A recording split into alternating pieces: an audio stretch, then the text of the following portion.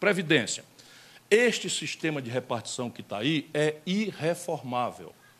Então, a elite brasileira, empurrada por essa mesma mistificação, propaganda, afirma, com o artigo definido A, que o Brasil precisa a reforma da Previdência.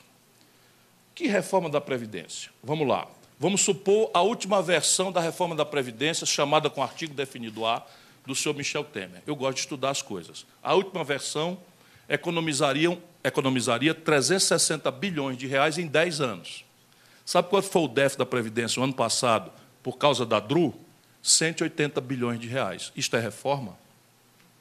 Aí o mundo inteiro, aí o mercado, não sei o que e tal. O Brasil ia economizar com a perversão de empurrar uma idade mínima para trabalhador rural do semiárido, para trabalhador do Vale do Ribeira, para trabalhador da metade sul do Rio Grande do Sul, para trabalhador do Vale do Jequitinhonha e Mucuri, que não bota em 62 anos, uma idade mínima de 65.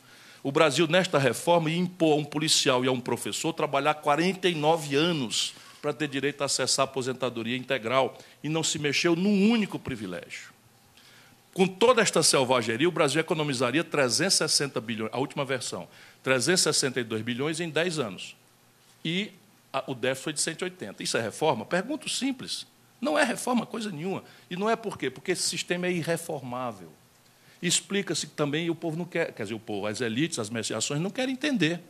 Basicamente é o seguinte: esse sistema de repartição na América Latina só remanesce em 3 países. E, sob esse ponto de vista, nós não estamos em boa companhia: Argentina e Venezuela.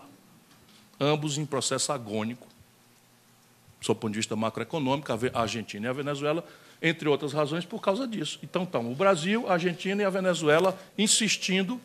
Eu posso descontar no outro assunto? Qual é, então, a sua proposta para a Previdência? Vamos entender o problema primeiro.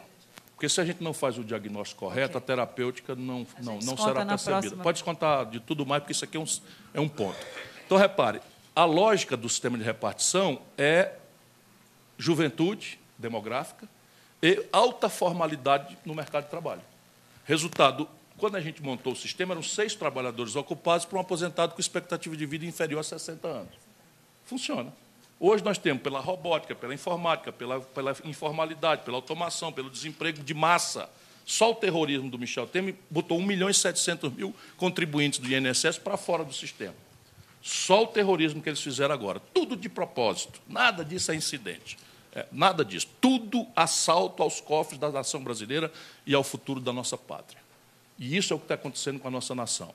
Resultado prático: nós temos 1,5 trabalhador ocupado, estatisticamente, para financiar uma aposentadoria de 73 anos. Isso não é reformável. Então, eu estou propondo um debate em que a gente cria um novo sistema, que para o futuro será de capitalização, que eu defendo público, sob o controle dos trabalhadores, vigiado por agências de risco para a eleição das aplicações.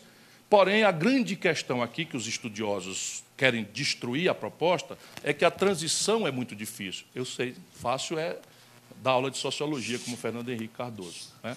É difícil mesmo. Agora, é a única forma do Brasil fazer uma reforma que sinalize no tempo para um desenho institucionalmente faz. Isso se faz em 3 pilares. Encerro. Primeiro, segregar do orçamento da Seguridade Social todos os benefícios de pessoas que não contribuíram. E a determinar que isso é tarefa do Tesouro, coisa que o Constituinte de 88 errou. Não pelo mérito, foi bem intencionado, mas botamos 10 milhões de trabalhadores rurais para receber sem ter contribuído.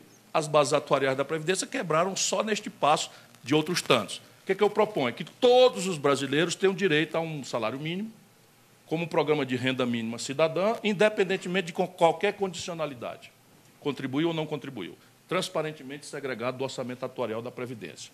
Um regime de repartição, mantendo esse daí em extinção, pelo prazo que nós conseguimos negociar, porque aqui depende. Se a gente, teoricamente, fizesse um grande acordo e estabelecesse um limite de 4 salários mínimos como teto para o futuro, sem mexer no direito de ninguém, você poderia, né, atenuar essa transição, ou 3 salários mínimos. Idealmente, você podia atenuar mais ainda os custos explícitos dessa transição seriam perfeitamente palatáveis, e, a partir daí, todo mundo, um regime único para todo mundo, servidor público ou privado, preservados os direitos adquiridos. E não é por generosidade minha, é que os privilégios no Brasil são das corporações do setor público, que detêm o monopólio de julgar. as reclamações sobre isso. Então, se você retroagir qualquer providência para mexer no direito de um promotor, de um procurador da República, de um juiz, ele simplesmente vai achar um caminho de uma ação declaratória declarando nula.